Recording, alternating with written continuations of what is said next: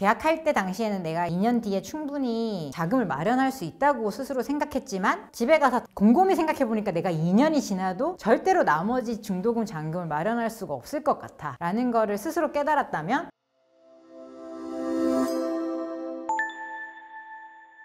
안녕하세요. 부동산 전문 변호사 해결사 쪼변입니다. 오늘은 분양계약 해제, 취소에 관해서 종합적으로 설명을 드리려고 준비를 했어요. 분양계약 해놓고 취소하고 싶다, 해제하고 싶다 라고 연락 주시는 분들 굉장히 많고요. 소송으로 가든 소송 외적으로 어떤 협의 단계로 가든 저희가 엄청 많이 진행을 하고 있는 사건이기 때문에 좀 더 종합적으로 말씀을 드리고 나는 어떤 지금 경우에 해당이 되는지 한번 체크해 보시고 필요하다면은 변호사 상담까지 한번 받아보시는 것을 권유해 드리겠습니다. 유튜브의 특징상 제가 모든 상황을 다 설명드릴 수는 없어요. 개략적으로 어떤 부분이 있는지 한번 체크업을 해볼게요. 일단 분양계약이라는 것은 일반 부동산 매매와는 좀 다른 특징이 있습니다. 일단 우리는 계약의 당사자를 통상적으로는 일반적인 분양을 보면은 시행사가 있고요. 그리고 시공사가 있고 신탁사가 있습니다. 그리고 여기에 이제 이 사람들이 만드는 어떤 건물을 이렇게 분양받고자 계약을 하는 수분양자들이 있겠죠. 근데 이들 사이에 주체는 누구냐면 시행사예요. 근데 시행사라는 곳이 큰 건설사가 직접 시행을 하는 경우도 많이 있습니다만 통상적으로는 시행사가 규모가 크지 않은 작은 회사들인 경우도 되게 많아요. 그래서 이 작은 회사들이 PF, 프로젝트 파이낸싱을 일으켜서 돈을 미리 가지고 있는 회사가 아니라 작은 규모에서 그냥 대출을 일으켜서 이 현장에서 공사를 진행한 다음에 분양 대금 등을 받아서 그 돈을 갚는 구조로 돼 있기 때문에 이 시행사가 별로 안 큰 경우가 많아요. 그러면 시행사는 분양을 하는 게 엄청 중요한데 분양은 광고도 해야 되고 계약 체결돼야 되고 인력이나 자본이 많이 필요하단 말이에요. 근데 그런 인력을 못 갖추고 있는 경우가 많아요. 그래서 이들 사이에 누가 있냐면 분양 대행사라는 약간 광고 플러스 정말 이 말 그대로 보세요. 분양을 대행해 주는 곳이에요. 그러니까 분양만 대행해 준다고 보면 돼요. 그러니까 수무장자가 만나는 어디 팀장입니다. 모델하우스 오셔서 구경하고 가세요. 이거는 입지도 좋고 여기에 어떠한 호재가 있고 나중에 투자하면 이만큼 노후 대비에 좋습니다라고 설명해 주는 그 모든 사람들은 대부분 분양 대행사예요. 이 사람들은 자이 현장에선 자이 분양하고요. 다음 달에 저기 가서 힐스테이트 분양하고요. 다음 달에 저쪽에 가서 지식산업센터 분양하고 그 다음 달에는 생활형 숙박시설 분양하는 사람들이에요. 그러니까 이 사람들은 그냥 이 시행사랑 위임관계에 있을 뿐이지 이 현장에 대해서 뭐 어떠한 책임을 지는 그런 지위는 아니다. 그리고 시공사는 공사하는 쪽인데 통상 시공사가 직접 계약의 당사자가 되는 경우도 있지만 대부분은 신탁사와 시행사 정도만 계약서에 기재가 돼 있고요. 신탁사가 돈을 받습니다. 수분양자는 신탁사 계좌로 거의 다 돈을 넣게 돼요. 그래서 우리 상대방은 주로 시행사와 신탁사다. 그래서 계약을 통상 요즘 21년, 22년경에 부동산 급상승기에 이 계약을 해놓고 이제 잔금 입주 시기가 됐어요. 작년부터 올해까지 이 잔금 입주 시기가 되면서 현장에 뭔가 문제가 있다 라는 걸 이제서야 안다던가. 왜냐면 선분양이니까 이제 가서 이제 현장을 살펴보니까 하자가 많거나 내가 처음 설명 들었던 내용이랑 너무 다르다든지 혹은 자금 사정이 너무 갑자기 나빠지는 경우가 있어요. 그 당시에 설명해줬던 거는 뭐 예를 들어서 잔금 대출이 거의 한 80% 이상 나온다라고 설명을 듣는 거예요. 근데 지금은 전혀 그렇지 않죠. 오히려 대출이 쪼여지고 대출이 안 나오는 경우도 있고 나오더라도 뭐 50%. 심지어 이자가 굉장히 비싸고 1금융권에는 안 되고 2금융권으로 넘어가야 된다. 이런 경우도 많기 때문에 여러 가지 사유로 이 계약을 해지하거나 파기하고 싶어 하시는 경우가 굉장히 많습니다. 그러면 우리가 단계별로 한번 알아볼게요.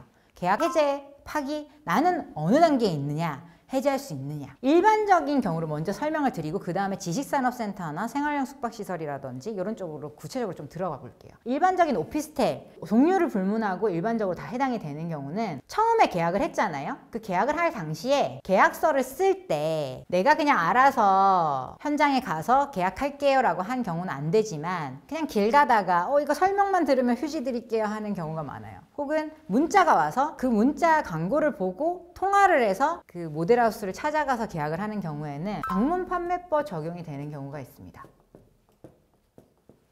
이게 뭐냐면 옛날에는 방문 판매하는 경우가 많았는데 요즘 젊으신 분들은 잘 모르실 거예요. 집에 막 똑똑똑 두드려서 막 화장품 파는 경우도 있고 보험 파는 경우도 있고 되게 많았거든요. 이게 왜 규제가 됐냐면 사람이 내가 원하는 물건을 직접 검색해서 합리적인 판단을 통해서 계약한 게 아니라 판매하고자 하는 사람이 무작정 갑자기 찾아와서 내가 예상치도 못하는 시점에 후루룩 말아서 나를 계약에 이르게 했다면 계약으로부터 14일 이내에는 계약을 철회할 수 있는 권한을 주겠다고 하는 게 이 법의 취지예요. 되게 좋은 법이죠. 내가 그때는 너무 정신없이 계약을 했는데 2주 안에는 내가 살펴보니까 철회를 할 수 있는 거예요. 근데 이 14일의 기간이 계약 시점으로부터 14일 이내이기도 하고요. 법을 보면 이 철회권에 관해서 만약에 이 계약서를 주거든요. 처음에 계약을 하고 나면 이 계약서 안에 철회권 규정이 있다면 계약서 작성일로부터 14일 이내가 맞지만 보통은 대부분 약관에 그게 없어요. 여기 철회할 수 있다라고 써놓으면 철회를 많이 할 거니까 안 써놔요. 그러면 내가 이 방판법상 철회권이 있다라는 걸 알게 된 날로부터 14일 이내도 가능해요. 그런 주장을 할 수는 있어요. 너무 많이 시점이 지난 경우는 어렵지만 예를 들어서 한 달 정도 지났다고 치더라도 내가 뒤늦게 변호사 상담을 받아보니까 내가 여기에 해당이 되네? 그래서 나 철회하고 싶어 라는 걸 오늘 알았어요. 그러면 오늘로부터 14일이라는 거죠. 법의 취지는. 그래서 2단계에 계시면 재빠르게 내용증명이나 전화나 문자 내용증명이 제일 확실하긴 한데 그래서 어쨌든 난 철회하겠다는 뜻을 모두에게 다 밝혀야 돼요. 나랑 계약한 분양 대행사에도 당연히 뭐 명함 받았던 그 사람한테도 문자를 보내야 되고요. 시행사와 신탁사 측에도 내용증명을 보내서 나 철회하겠다라고 의사표시해야 돼요. 이것만으로 전액 다 찾아온 케이스도 굉장히 많습니다. 저희가 직접 진행한 거는. 궁금한 게 만약에 분양대행사가 머리를 써서 이거 저런 모를 거라 생각하고 뭐 3일 이내에 철회라고 계약서를 딱 그렇게 해버리면 그렇다 하더라도 법이 더 앞서요. 근데 이게 적용이 되는 케이스가 있고 안 되는 케이스가 있어서 그거는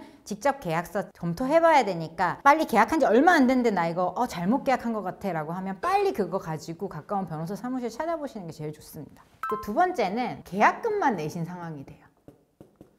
중도금 대출 아직 안 일으켰어요. 계약금만 내신 상황은 계약금을 포기하면서 계약을 해지하실 수는 있어요. 그러니까 계약금이 너무 아깝긴 하죠. 보통 한 10% 정도 되니까. 근데 그럼에도 불구하고 여기서 더 나아가지 않고 내가 공부했다 셈 치고 이 10%만 포기하고 빠져나올 수 있다면 2단계에서 계약금 계약 해제 주장하시는 게 낫습니다. 이거는 이쪽이 특별히 잘못이 없을 때 말씀을 드리는 거예요. 그냥 계약을 했는데 좀 비싼 것 같아. 아니면 내가 계약할 때 당시에는 내가 2년 뒤에 충분히 자금을 마련할 수 있다고 스스로 생각했지만 집에 가서 곰곰이 생각해보니까 내가 2년이 지나도 절대로 나머지 중도금 잔금을 마련할 수가 없을 것 같아 라는 거를 스스로 깨달았다면 전체적으로 하자가 별로 없는 계약이라면 사실은 계약금 포기하고 계약 해지하시는 것도 생각해 보실 만해요. 그 다음에는 중도금 대출을 이미 중도금이 들어간 상태. 보통은 이 계약을 어떻게 많이 하냐면 계약금, 중도금, 잔금으로 나뉘잖아요. 근데 계약금은 잔압을 해요. 자기 돈으로 10%는. 근데 중도금은 대부분 대출을 일으켜줍니다. 근데 대출이라는 게 말이 대출이지 내 통장으로 돈이 들어왔다가 나가는 게 아니어서 중도금 대출이 보통 1회에서 4회, 많게는 6회까지 이루어지는데 그냥 은행에서 주는 서류에 자서만 하면 그 은행에서 바로 이 신탁사로 돈이 들어가는 구조라서 내가 직접 돈을 냈다라는 생각 자체가 없는 경우가 많아요. 나는 서류만 사인을 했고 돈이 오고 간 걸 본 적은 없으니까. 그리고 이 중도금 대출을 지금은 최근에 약간 트렌드가 바뀌었지만 요 당시만 해도 무이자라고 광고하는 경우가 많아서 근데 이게 무이자가 아니거든요. 수분양자 입장에서는 무이자가 맞는데 이자가 발생을 해요. 중도금 대출은행도 공짜로 장사하진 않으니까. 그러면 이 이자를 누가 내냐면 시행사가 내요. 시행사 측에서 이자를 대납을 해주는 거예요. 중도금 대출 기간만큼은 이자를 대출을 해주면서 이제 중도금 대출로 이걸 막죠. 근데 이제는 잔금일이 딱 다가오는 거예요. 이런 상황인데 중도금 대출을 1회라도 일으키신 상황이라면 이제 계약금 계약 해제는 안 돼요.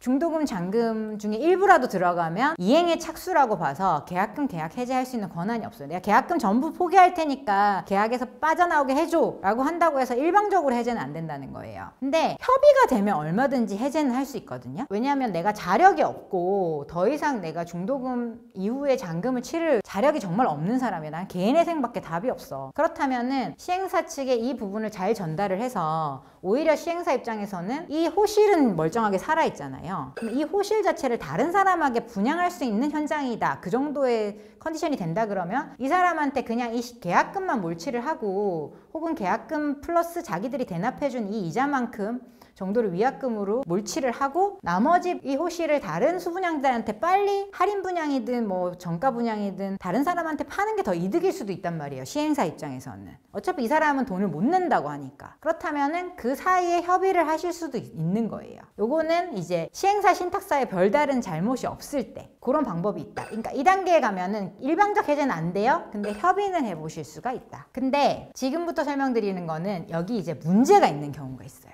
문제의 종류를 제가 한번 써볼게요. 광고에 문제가 있는 경우가 있어요. 처음부터 광고할 때 여기가 뭐 지하철역과 걸어서 5분 이내다. 근데 뛰어도 10분이 넘게 걸려. 그런 경우라든지 여기에 호재, 이 주변에 무슨 개발 클러스터가 들어서고 막 그런 게 있는데 실제로는 그런 게 없다든지 그 광고가 표시광고법 위반에 해당될 정도로 심각한 허위나 과장이 있다면은 그게 취소 사유가 될 수 있고요. 두 번째는 현장 자체에 하자가 있는 경우가 있어요. 하자 내지 사기가 약간 같이 가는데 하자는 날림 공사로 인한 하자. 그래서 아예 뭐 내부적으로 완전히 고급형으로 안에 커뮤니티 시설을 완벽하게 해주겠다고 광고를 엄청 구체적으로 했는데 실제로 들어가 보니까 자재가 엉망이고 수입 자재로 해주기로 했는데 완전히 그렇지 않고 이런 경우라면 그 하자가 가능하고요. 뭐 벽에 균열이 가거나 뭐 이런 경우도 당연히 포함되겠죠. 그 외에 처음에 설명했던 대로 시공이 안 되는 경우가 있어요. 주차장이 자주식 주차장이라고 광고를 했는데 아예 기계식으로 돼 있다든지 주차장 대수의 차이가 있다든지 출입문 자체가 1층 상가인데 내가 바로 여기에 지하철역에서 건너오는 횡단보도 바로 앞에 있어서 여기가 바로 눈에 띄고 누구나 찾아올 수 있는 유동인구가 엄청 많은 곳이라고 해서 계약을 했는데 여기 알고 보니까 출입문이 이 방향이 아니라 아예 반대 방향으로 나 있었다든지 혹은 이 횡단보도가 설치가 안 되고 아예 반대쪽으로 이렇게 뭐 육교나 건너오는 길이 따로 설치가 되면서 동선이 아예 달라져 버린 경우 이런 경우도 사실은 하자나 사기나 혹은 중요한 부분에 대한 착오를 주장할 수도 있어요.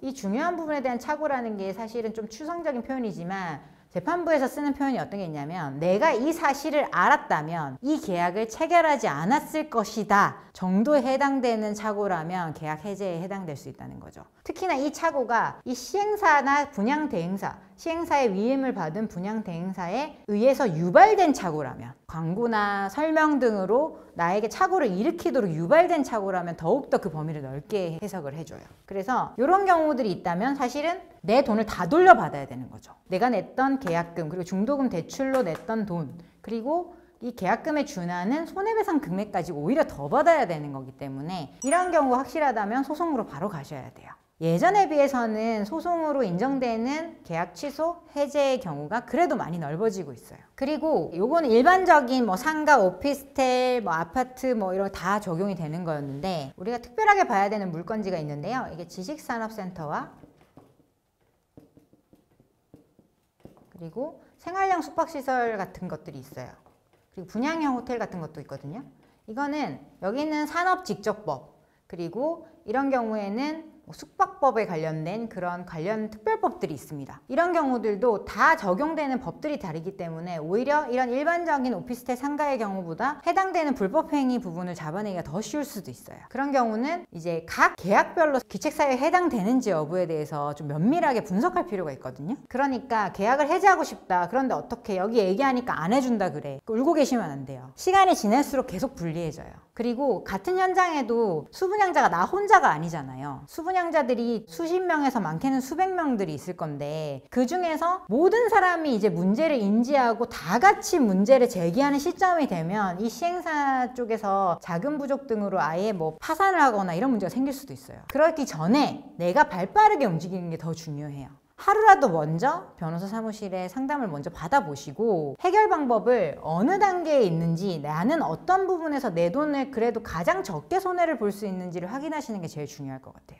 일반인들이 보시기에는 그 계약서만 보더라도 마분지로 돼 있어서 엄청 깨알 같은 글자로 돼 있어서 그 계약서 해석하는 것부터 너무 어렵거든요. 저희 같은 이제 부동산 전문으로 하는 변호사들은 늘 보는 게 그런 계약서기 때문에 사실은 그냥 펼쳐서 말씀만 한 10분, 20분만 들어도 어떤 상황인지 충분히 이해를 합니다. 그래서 상담을 먼저 받아보시길 권해드리고 이 과정에서 이해가 안 되시는 부분이 있다면 또 질문 주시면 좀 친절하게 답변을 드리도록 하겠습니다. 오늘은 이렇게 분양계약 해제 취소에 대해서 설명을 드렸습니다. 고맙습니다.